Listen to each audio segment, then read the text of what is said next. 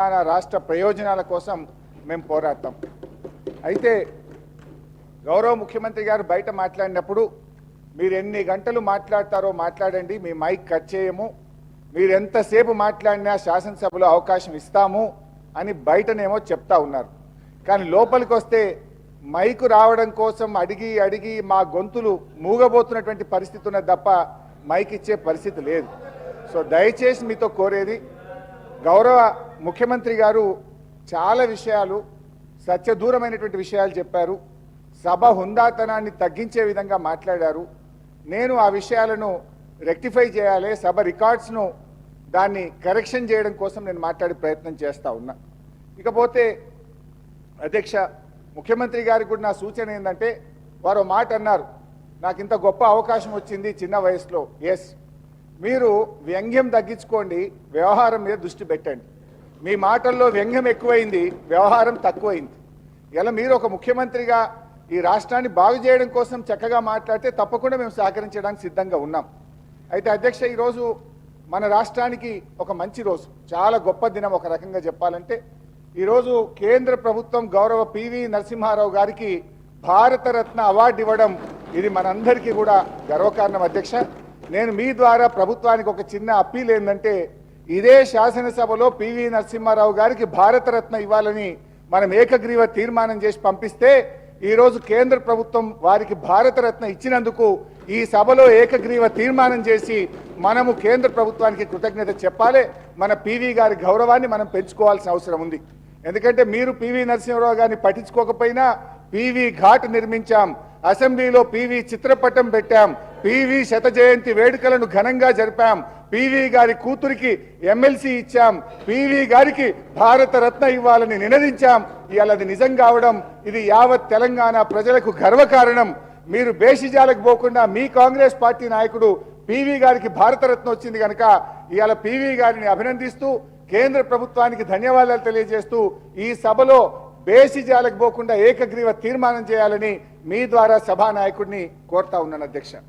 ఇక రెండో విషయం అధ్యక్ష, గౌరవనీయులు ముఖ్యమంత్రి గారు నన్నెవరన్నా ఎమ్మెల్యేలు గెలవడానికి వస్తే మీ పార్టీ నాయకత్వానికి నమ్మకం లేదు, వాళ్ళతోని మీరు ప్రెస్ మీట్లు పెట్టించారన్నారు. నమ్మకం లేని మా నాయకత్వానికి కాదు అధ్యక్ష, మీ అధిష్టానానికి నమ్మకం లేదు. మీరు ప్రధానమంత్రి గారిని కలవడానికి వెళ్తే మీ వెంట ఉప ముఖ్యమంత్రి గారు పంపించిన చరిత్ర మీ పార్టీది. అదొక్కసారి మీరు గుర్తుపెట్టుకుంటే మంచిది. నమ్మకం లేని మా అధిష్టానానిక మీ అధిష్టానానిక ఇలా రాష్ట్ర ప్రజలందరికీ కూడా తెలుసు.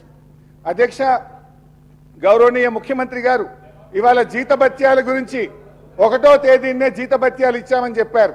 ఇది పూర్తిగా సత్యదూరమైనటువంటిది. నిన్న 7వ తారీఖు దాకా కూడా ఉద్యోగస్తులకు జీతాలు పడుతున్నాయి. ఇవాళ ఉదయం నా దగ్గరికి కాంట్రాక్ట్ లెక్చరర్లు వచ్చి, అన్నా 2 నెలలైంది జీతాలు రాలేదు, అసెంబ్లీలో మాట్లాడండి అని ఈరోజు ఉదయం కాంట్రాక్ట్ లెక్చరర్లు నా దగ్గరికి వచ్చారు. ఈ రాష్ట్రంలో 12,660 ఈజీఎస్ ఉద్యోగులకు ఇవాళకి జీతం బల్లే, వేలాది మంది ఐకేపీ ఉద్యోగులకు విఓఏలకు ఇవాళటి వరకు జీతం బల్లే, హాస్పిటళ్లలో అవుట్ సోర్సింగ్ ఉద్యోగులకు 2 నెలలుగా వేతనాలు లేనటువంటి పరిస్థితి, విద్యాశాఖలో సర్వశిక్ష అభియాన్లో ఇప్పటి వరకు ఉద్యోగస్తులకు జీతాలు రాని పరిస్థితి. నేను మిమ్మల్ని విమర్శించడం కోసం చెప్తలేను, 1వ తారీఖు ఇచ్చినమని సత్యదూరమైన విషయం సభలో చెప్పారు, కరెక్షన్ చేసుకోండి.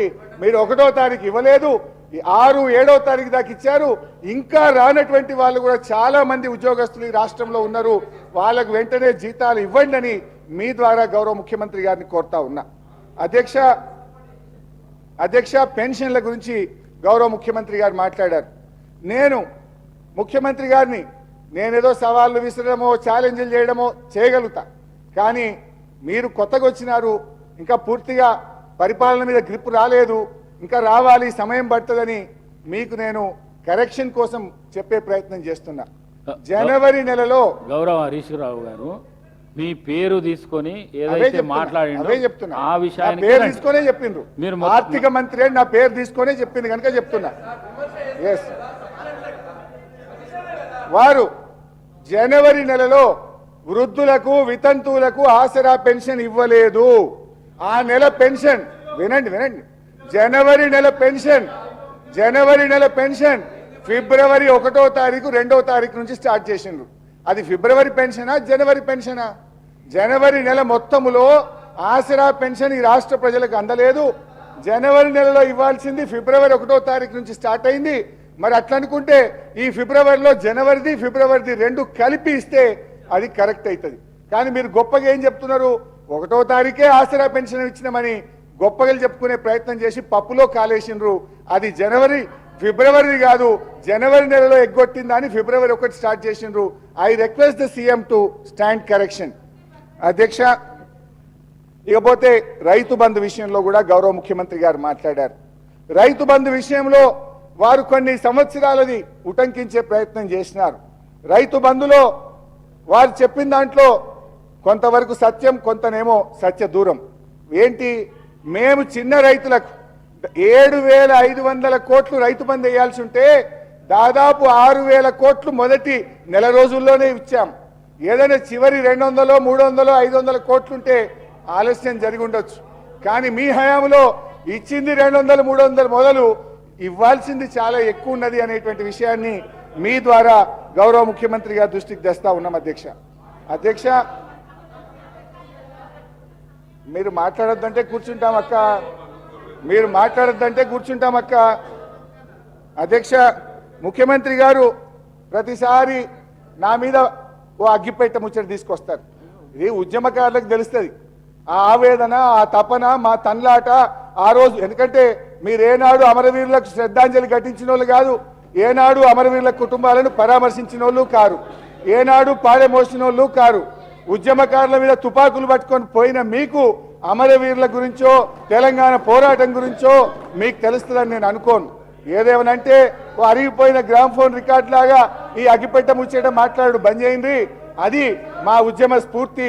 మేము ఆ రోజుల్లో పోరాటంలో మా ప్రయత్నాన్ని మీరు అట్లా కించపరిచో తగ్గించో రాజకీయంగా విమర్శ చేస్తామనుకుంటే అది మీ విజ్ఞతకే వదిలేస్తున్నాం.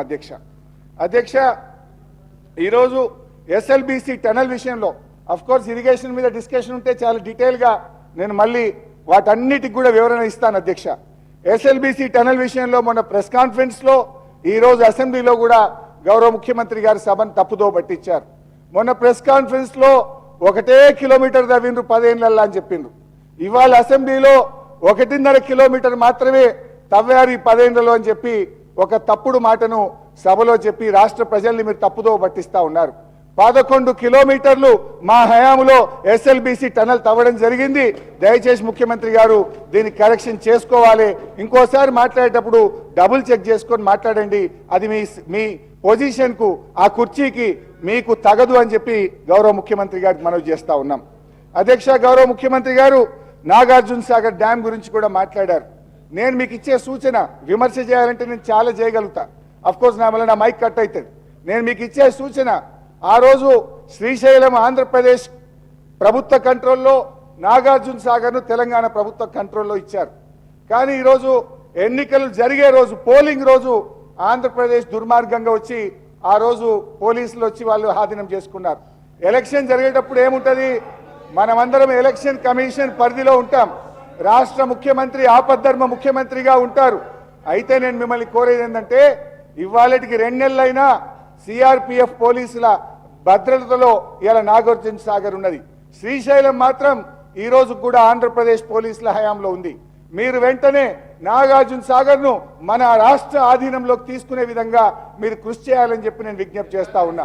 ఎందుకంటే శ్రీశైలం ఈరోజు ఏపీ ప్రభుత్వంలో ఉన్నప్పుడు సాగర్ మన చేతుల్లో ఉండాలి. దానికి మీరు రమ్మంటే మీ వెంట అన్ని రకాలుగా రావడానికి, సహకరించడానికి మేము సిద్ధంగా ఉన్నామని మీ ద్వారా ముఖ్యమంత్రి గారికి తెలియజేస్తా ఉన్నాం. అధ్యక్ష, కేఆర్ఎంబి విషయంలో గౌరవ ముఖ్యమంత్రి గారు మళ్ళీ చాలా ఆరోపణలు చేసినారు. నాకు క్లారిఫికేషన్ సమయం లేదు. కానీ ఇవాళ నేను అడిగేది ఒక్కటే, కేఆర్ఎంబిని అప్పచెప్పింది ఎవరు? మీరు కాదా? మినిట్స్ చదివి వినిపించమంటారా? 2 మినిట్లలో మీరు మీ ప్రభుత్వం వచ్చిన తర్వాత 17వ తేదీ 1వ తేదీ 2 మీటింగులు జరిగినాయి. 17వ తేదీ ఢిల్లీలో జరిగిన మీటింగ్లో, కేఆర్ఎంబి మీటింగ్లో చాలా స్పష్టంగా మీరు ఒప్పుకొని వచ్చారు. Both the states will hand over 15 prioritized component outlets of Nagarjuna Sagar project and Srisailam project to KRMB within 1 month time period. ఎందుకు ఒప్పుకొని వచ్చినారు? మరి మేము ఆ రోజు ఒప్పుకోలేదే. ఇది నా కథ కాదు, నేను చెప్తున్నది కాదు. ఇది కేంద్ర ప్రభుత్వం ఇష్యూ చేసినటువంటి మినిట్స్ నెల రోజుల్లోగా అప్పచెప్తామని మీరు చెప్పొచ్చినటువంటిది. రెండవది అధ్యక్ష, మళ్ళీ ఈ విషయం మీద మీరు తెల్లారి పత్రికల్లో వార్తలు వచ్చినాయి. అయ్యో మనకు విద్యుత్ ఎట్లా, మన రాష్ట్రానికి అన్యాయం, జగన్ విజయం సాధించిన పత్రికల్లో వస్తే నేను ఆ రోజు ప్రెస్ కాన్ఫరెన్స్ పెట్టి ఈ ప్రభుత్వాన్ని తట్టి లేపినాం. అయితే లెట్ మీ కంప్లీట్. మొత్తం చెప్పినాక క్లారిఫై చేయమనండి. మొత్తం చెప్పినాక క్లారిఫై చేస్తే ఇంకా వాడికే మంచిగా ఉంటుంది. రెండవది సార్ ఒక్క నిమిషం, నేను విమర్శ చేస్తలేను. ఈ రాష్ట్ర ప్రయోజనాలు మినిస్టర్ గారు క్లారిఫికేషన్ ఇస్తారు. స్పీకర్ సార్, 2-3 విషయాలపై నా హంబుల్ సబ్మిషన్ మీకు, మీ ద్వారా మొత్తం హౌస్కి, తెలంగాణ ప్రజానీకానికి. మొదలు పల్లా రాజేశ్వర రెడ్డి గారిని నేను కరెక్ట్ చేయదలుచుకున్నా. మీరు శంకరమ్మని నా మీద అభ్యర్థిగా నిలబెట్టినప్పుడు నేను సిట్టింగ్ ఎమ్మెల్యే. మీరు ఏ సిరిసిల్లలో, గజ్వేలో, సిద్దిపేట నిలబెట్టే బదులు మా మీద నిలబెట్టి మేమేదో నిలబడ్డట్టుగా మీరు చేస్తే అది చాలా విచిత్రంగా ఉంది. నేను ఇప్పుడు 7 సార్లు గెలిచినా ఇప్పుడు మధ్యలో ఒకసారి మీరు క్యాండిడేట్ తీసుకొచ్చి మళ్ళీ తీసుకుపోయినరు. అదేవిధంగా ఇప్పుడు కృష్ణా నదీ జలాలపై గౌరవ ప్రతిపక్ష శాసనసభ్యులు హరీష్ రావు గారు, గతంలో ఇరిగేషన్ మినిస్టరు, వారు కొన్ని విషయాలు చెప్పారు. నేను ఈరోజు శాసనసభ ద్వారా యావత్ తెలంగాణ ప్రజానీకానికి తెలియజేస్తున్నా, తెలంగాణ రైతాంగం తెలియజేస్తున్నా, ఈ ప్రభుత్వం రేవంత్ రెడ్డి గారి నాయకత్వంలో ఈ ప్రభుత్వం మేము కృష్ణా నదిపై ప్రాజెక్టులు ఎవరికి అప్పచెప్పలేదు, అప్పచెప్పే ప్రసక్తే లేదు. మీరు ఎక్కడి నుంచో మినిట్స్ తీసుకొచ్చి చదివి మేమేదో చేసినాం అంటే దానికి మేమెందుకు జవాబు చెప్తాము? ఇంకోటి స్పీకర్ సార్, మీ ద్వారా యావత్ తెలంగాణ ప్రజానీకానికి తెలియజేస్తున్నాం. ఏమైనా తెలంగాణలో కృష్ణా నదీ జలాల విషయంలో తెలంగాణకి అన్యాయం జరిగిందంటే ఆనాటి టీఆర్ఎస్ ప్రభుత్వం వల్ల. ముఖ్యమంత్రి గారు చెప్తున్న విషయం నేను మళ్ళీ రిపీట్ చేస్తున్నా. సాంప్రదాయంగా water share allotment is based on catchment area, is based on drought prone area, is based on population. ఈ అన్ని పారామీటర్స్ లో కృష్ణా నదీ జలాలపై తెలంగాణకి రావాల్సిన 68 to 70% వాటా వాళ్ళు వదులుకొని 2014 నుంచి 2014-15 నుంచి పోయిన సంవత్సరం వరకు తెలంగాణకి 299 టీఎంసీలు, 512 టీఎంసీలు ఆంధ్ర ఒప్పుకుంది గత టీఆర్ఎస్ ప్రభుత్వం.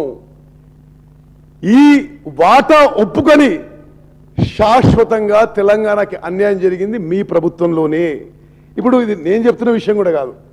నామా నాగేశ్వరరావు గారు నిన్న పార్లమెంట్ను అడిగిన ప్రశ్నకి కేంద్ర ప్రభుత్వం ఇచ్చిన జవాబు ఆనాటి 2 ప్రభుత్వాలు ఒప్పుకున్నాయి.